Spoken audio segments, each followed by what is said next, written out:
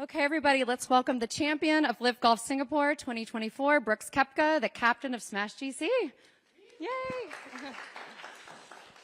Okay, Brooks, you shot 15 under to win the tournament by 2. You shot 3 under today, which wasn't nearly as good as your 7 under yesterday, so you had some people on your tail.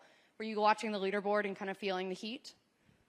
I felt the heat, but it was mainly because how hot it was. Yeah, I just played very consistent, missed it in the right spots. When you're playing with the lead, you kind of do that. You don't have to force anything, and when you do get some wedges, try to take advantage of it. And I think that kind of did that on 15, and yeah, just happy with the way I played. So obviously this is going to give you some confidence heading into the PGA Championship. How are you feeling now that you've secured this W? Yeah, I mean, I feel good. I feel a lot better than I did last week. It was rounding the corner for me, but like I said earlier, I think in one of the press conferences, it just the results weren't there. I felt like it was improving, but it just wasn't. The results weren't there. So it's nice to see some results, and all the hard work's kind of paying off. So what are you going to do between now and the major to keep your form? Go do my normal routine, just work out and play golf, and then relax. And how special was it to have Jenna and crew there today to greet you, first win with crew there? Yeah, it's super awesome. It's great to have Mounties. Like I said earlier in the week, it's been kind of disappointing because he's watched me finish 45th, which is kind of embarrassing. And, it's something I've always kind of dreamed of, is having Jenna and crew there when I win. So to have him here is super special, and something I'll never forget. Great. Well, congratulations on your first win of the LIV 2024 season. I'm going to kick it over to Mike. Brooks, you said on TV that you started to see something kind of in the lead up going into Adelaide. What exactly did you see? Just ball striking, I think, was starting to round the corner. Was starting to see it come out the right window. If I don't see it come out the right window, I kind of struggle. But it was nice to see it starts where I wanted it, and the ball was kind of moving in the right direction. I kind of didn't know whether it was going to fade or draw. For about a month there, but I just got into bad habits. It's all the same thing. We just got to go back to the basics with me, and playing in wind all year, the ball just kind of got moved back, and that was about it. So I kind of really harped on Claude and Ricky to really just pay attention to the fundamental stuff. And you referenced the Masters results a couple of times this week. Obviously, you've got nothing to prove out here with the 5 majors and who knows how many more. But internally, do you feel like sometimes you need a chip on your shoulder to a certain degree? A lot of the great athletes seem to need that for maybe a bit of motivation. It's all internal. Sometimes I can make it external, but it's all internal to me. Look, I don't enjoy playing good or playing bad. It's not fun for me, and I know they kind of I got punishment workouts all through Adelaide and this week just because of the way I played. So try to correct that and don't have to run that many miles and sweat my ass off. And were you aware during the round itself kind of how some of the guys were kind of nipping at your heels? I don't know how much you were looking at the leaderboard, but you always seem to come up with the clutch par save or whatever just to maintain the lead. They never actually caught you. Yeah, I watch it all the time. To me, it doesn't make any difference. I'm still doing what I got to do or focusing on what I need to focus on.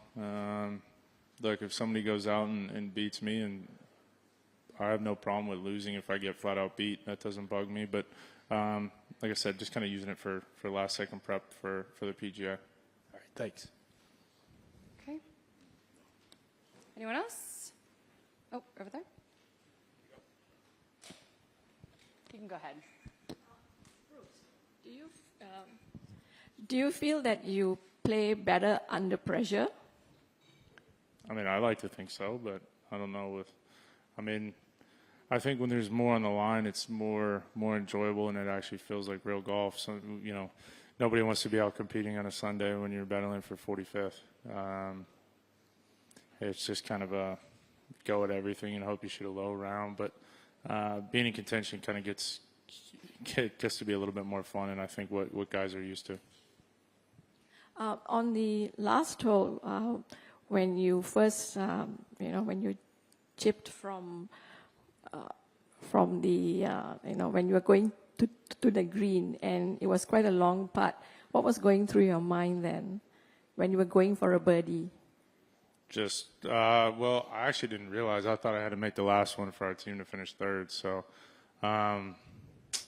was kind of disappointed the first one. It just kind of bumped the first putt, just bumped in the fringe and bumped right. So he kind of had no chance. But I didn't realize that Adrian's putt took them ahead of us. I still thought I had to make it for our team. So, kind of disappointed in that. But look, guys are battling. So things like that happen.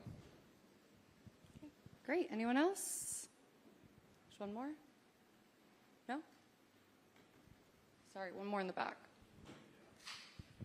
Brooks, now that you won here and going into the major, would you be comfortable with the expectations raised, or, I mean, what would make you comfortable going into a major?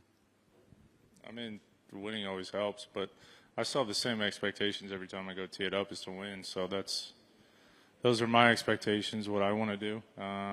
You know, one result doesn't mean anything. Really, in the scheme of things, for 2 weeks, a lot can change. So, yeah, it does help, but at the same time, I've seen guys miss cuts and then go win and then not compete the week after. So it's all ebbs and flows. Okay, great. Any others? Great. Oh. Kim? Hi, Brooks. Congratulations. You know, earlier this week you mentioned how much you like to win, and you know, I mean, to win one major is hard enough, but you've done back-to-back majors twice, and now you're going in for a third one. You know, what do you think gives you that winning edge? Is it mental, or yeah? Yeah, I mean, I think the iron play is a huge part of that. I think I'm a good ball striker. I seem to make.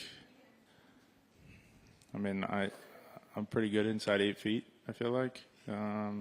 Normally, it's when there's a clutch putt, I feel like I do make it. But I think the big thing that kind of separates me is just my ability to lock in and go someplace where I think a lot of guys can't go. Okay, last call. Okay, great. Thank Thanks. you, Brooks.